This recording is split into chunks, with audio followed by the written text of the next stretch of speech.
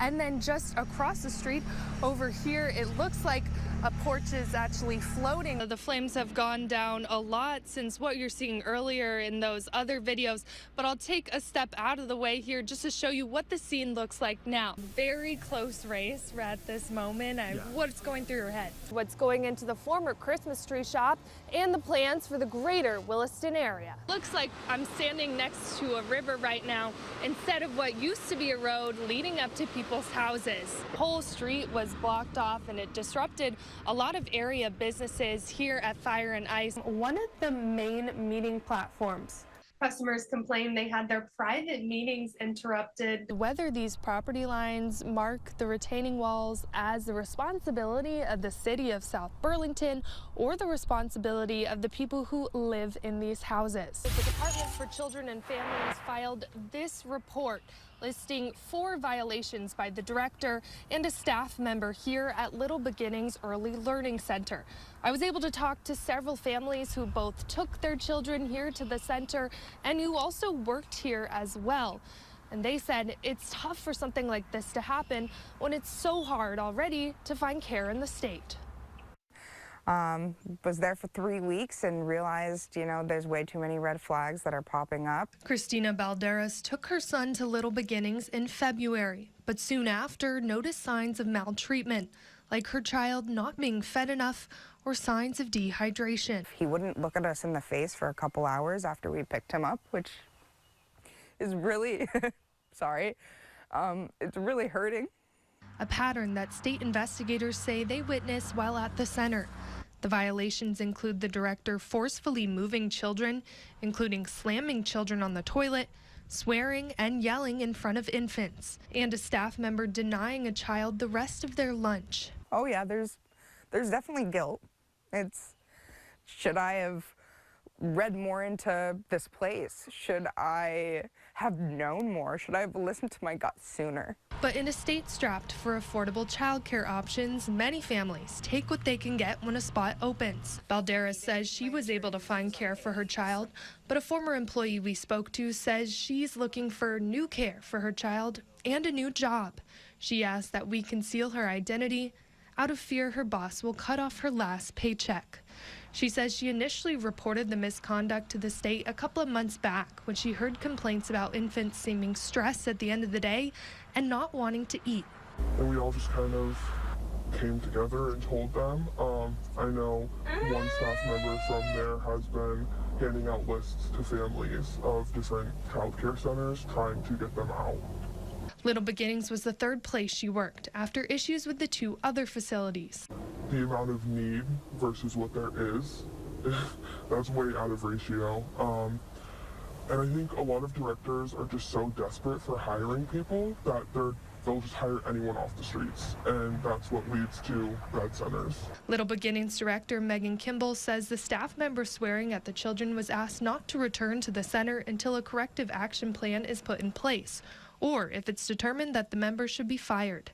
Kimball went on to say, quote, "The safety and respect of our families is of the utmost importance to us at Little Beginnings, and we have notified all families that for at least the remainder of this week, we will be closed to evaluate protocols and training of all employees." A spokesperson with DCF tells me that violations of this severity are not common at child care centers across the state. In addition to citing those violations, the state has planned the Little Beginnings place the license into provisional so it can stay open, but includes limitations on the staff who can work with children and no new enrollment of children. Reporting live in South Burlington, Lucy Caile, Channel 3 News. While the Essex-Westford School District budget won't close any schools, some worry it sets the groundwork for future closures. The school for us really is a hub of our community. Kirsten Tyler has 2 middle schoolers at Westford School. She's one of many parents and community members hoping to stop the potential move of middle schoolers at Westford to Essex. Right now, our transportation system is broken in the Essex-Westford School District. Buses are canceled oftentimes, buses are late, and that requires parents to be able to transport their kids to school. Essex Westford School Board Chair Robert Carpenter says the proposal would provide a direct bus down to Essex Middle School, but that doesn't fix the extra time students would have to spend on the bus. Even students that live in the town that go to a town school, my kiddo alone spends about an hour on the bus in the morning, an hour on the bus in the afternoon. So it's roughly going to end up being about the same time. The budget proposal also includes relocating students from the Summit Street School to Hiawatha Elementary School. The Summit Street School would then be used for pre-K students and those in the school's special education program. Carpenter says the decisions are in part to cut costs by about $6 million due to an increase in rising health insurance expenses. That is not a spot that any board wants to be in, and there's no popular decisions or no one's excited about cutting $6 million from a district.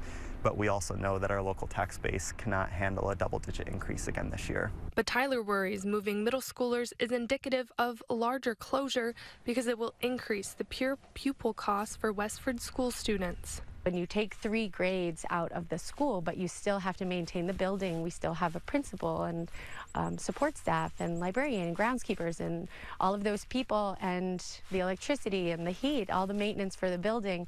But with 3 grades less, that really does leave our school at this impasse of being too expensive to run for the district. Those high expenses are what both Carpenter and Tyler fear only signify greater challenges for running public schools in Vermont in a changing, uncertain education landscape.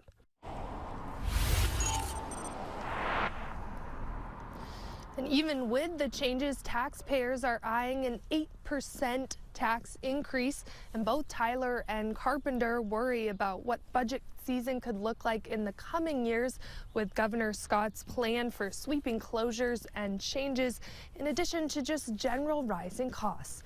For now, reporting live in Essex Junction, Lucy Caile, Channel 3 News. All right. At a scenic pull-off in Fairfax, Matt Richards wades through paper plates, candy wrappers, and plastic bags. So basically, usually sometimes they're intact. I'll just cut them open and just like dig through them. Well, here's a berry pie. What Richards calls pieces of evidence in his nearly 2-year mission to find the culprit. You know, you're just basically looking for something that can identify it or a time of purchase or a place, but you never find it. Where a receipt is treasure. So many clues and all the wrong answers. Going through someone's trash every single day, you get to know a lot about someone. And it's a lot of things you don't want to know. It all started when Richards, a 25-year Fairfax resident, noticed various scenic parts of the town and Georgia filled with trash. The recurring items found made him believe it's mainly a one-man job. Then the search became a community effort as they tried to catch their suspect. And then some people on Front Porch Forum noticed me out here picking up the trash, and they started sending me mail. So I responded, and we got a group together of people who would help pick up trash. Despite signs warning off littering and community efforts to clean common dumping grounds, the Vermont Agency of Transportation says they've seen an increase of littering each year as they make their yearly cleanups. The Agency of Transportation says in the 2019 fiscal year, the agency picked up 390 tons of trash, 436 tons in 2021, and 501 in 2022. Richards enlisted the help of Sergeant Camerling, who recommended the help of the Agency of Natural Resources. Camerling recently sent out a notice about the suspect in hopes of helping Richards find who's responsible for the mess. To try and get the word out, to try and identify